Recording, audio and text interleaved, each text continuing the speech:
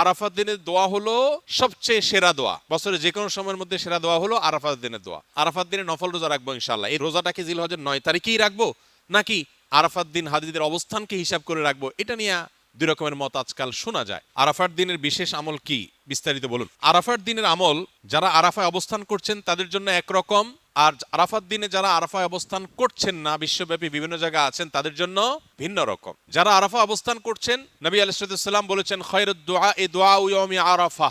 এই হাদিসের এই অংশটা যদিও আম, এখান থেকে আরাফাতের দিনের দোয়াকে নবীজি বলেছেন আরাফাত দিনের দোয়া হলো সবচেয়ে সেরা দোয়া। বছরে যে কোনো সময়ের মধ্যে সেরা দোয়া হলো আরাফাত দিনের দোয়া। যদিও আরাফাতের ময়দানে হাজিদের দোয়া কবুল হয়, ফেরত দেওয়া হয় না, বহু হাদিস আছে। যেহেতু হাদিসে আরাফাতের দিনের দোয়াকে সেরা দোয়া বলা হয়েছে, আমরা যদি দূর থেকে আল্লাহর কাছে দোয়া করি, আশা করতে পারি আল্লাহর কাছে, আশা করতে অসুবিধা না যে আল্লাহ তাআলা দোয়া হয়তো কবুল করবেন।